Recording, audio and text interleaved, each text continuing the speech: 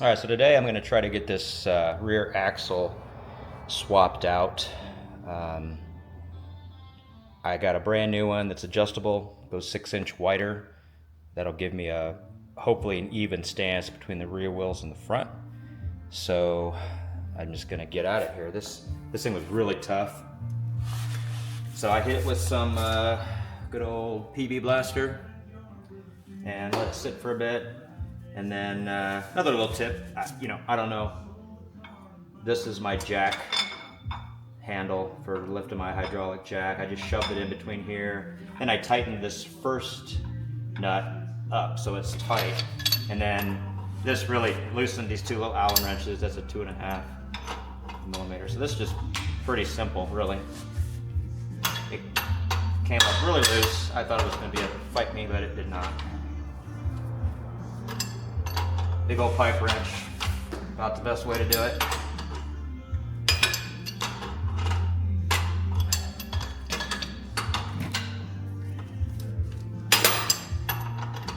And there's actually nothing wrong with this axle. There's no play, it's super tight, bearings are good, but I just wanted to have the longer axle and a hopefully stronger, more high performance one so it'll handle the torque from that zero motor. And this is just kind of sitting here approximately where it's going to go. I want to get it, I got to redo the whole frame to go from the front to the back so the seat fits right and the angles are good, but I want to include the bracket to bolt this motor to that so that it's not directly on the swing arm because I don't want it too much unsprung weight. That's a pretty heavy motor.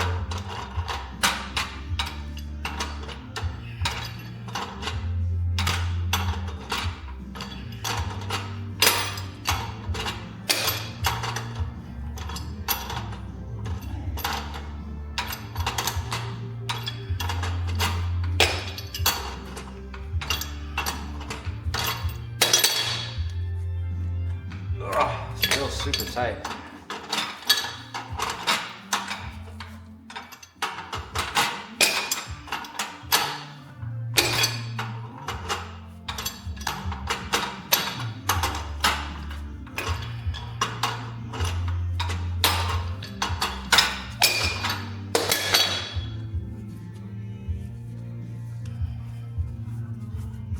All right, that one's done. Now back to the big one here.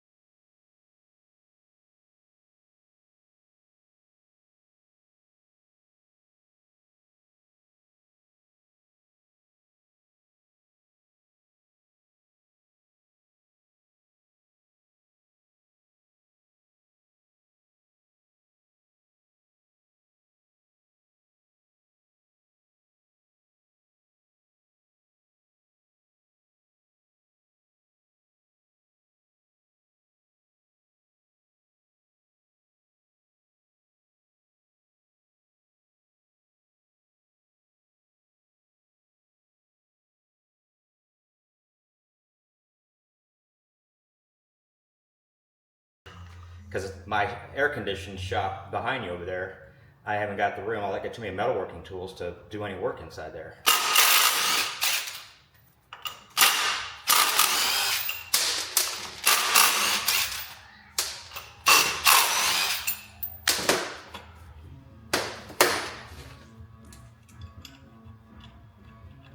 You know, and I've even thought that these wheel hubs might need to be replaced with this Tusk. They make a really nice aftermarket one. It's looks a lot stronger. I may end up getting those because it's a built-in spacer, but I don't know if it's got the same bolt pattern or not. Hopefully these will work.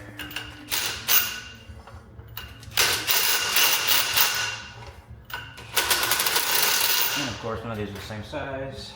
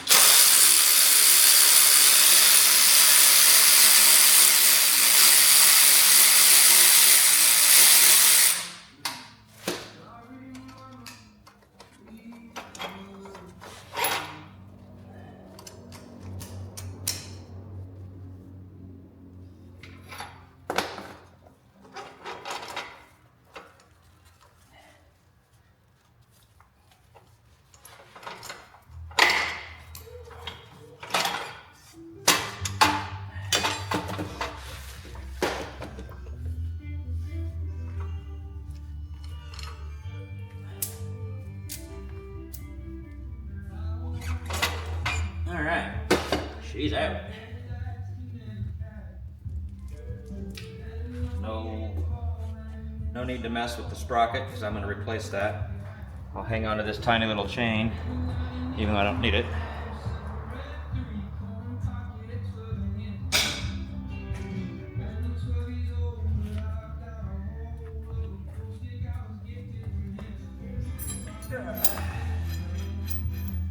Let's just see if we can slide this new one through here. Just test fit it. Obviously, it's going to need a lot more. I need to put some grease in here, lube it up. But let's just see what we got.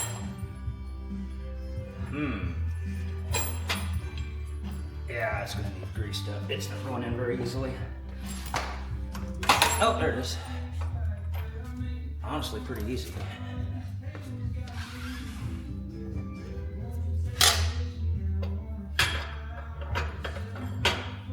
Nice. Coolio. I think I'm going to need that sprocket carrier off here. I don't think my new one's going to come with that. I think there's a little, I don't know how that is in there.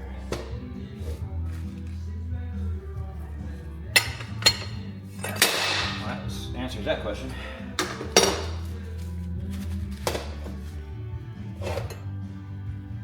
So, when I get the new sprocket, I'm assuming all of this will just slide right on, pull it back out, slide it on from that way.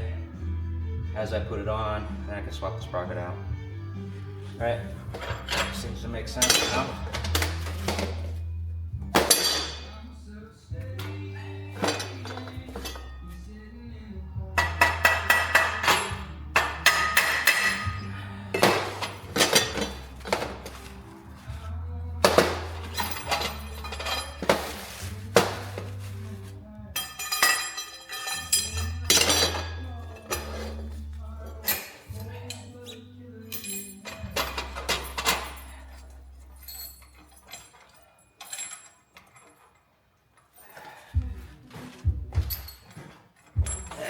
lined up with this. There we go. Sweet. Look at that. Make sure that I don't lose those.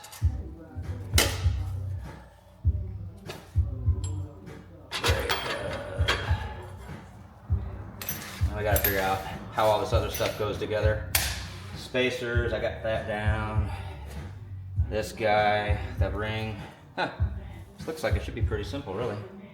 Put that on there. Maybe. Oh, I got some room to come this way with it yet.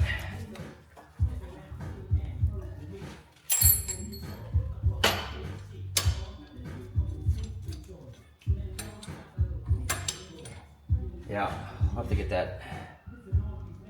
Oh, I think, I don't know. I'll figure that out. But that's pretty much all I'm gonna do for today. I am like a sweaty mess. Get the spacers back on there. Where'd my other castle nut go? Get this little ring so I don't lose that. Like I don't see a second. Where'd it go? Oh, there it is. I don't see where they gave me new. Yeah. Fine. That's it for today. I'm a sweaty mess. Quick update. Look at this bad boy. That, my friends, is a 72 tooth sprocket. Ginormous. Obviously, if you had regular size wheels, that would not fit. But with my application of 32-inch tires, that should be great. So that's what I'm working on here today, is getting this new sprocket onto this brand new axle. And yeah, I'm actually gonna have to cut this off, that chain guide there, because the sprocket's gonna hit it. So I'm gonna have to sawzall that off and then make another one, maybe move it up here or fab another one up, but she got to come off. Well, as much as I hate sawzalls, they have a purpose, and cut that sucker right off. So we won't be needing that anymore. But yeah, I mean, I can grind the rest of that down, a little backfill weld if I need to, and then smooth it all out. Paint it, and you'll never know it was there to begin with. So now my sprocket will fit, and all is good. All right, brand new axle is installed, sprocket's on, everything's back together. You know, it's decent. I think I would like it to be just a hair wider on each side, but I don't want to get too crazy. So I mean, that's almost perfectly lined up. I wish the front wasn't sticking out as far. I wish I could get the back wider, but that's, I think, the best I'm gonna get without breaking anything. So we now have a nice high performance Tusk off-road axle. Got a 70 tooth hardened alloy steel sprocket to give us some, hopefully still good acceleration and top speed with that zero motor and these giant 32-inch tires. So yeah, I'm pretty happy with it. It's way better than it was before.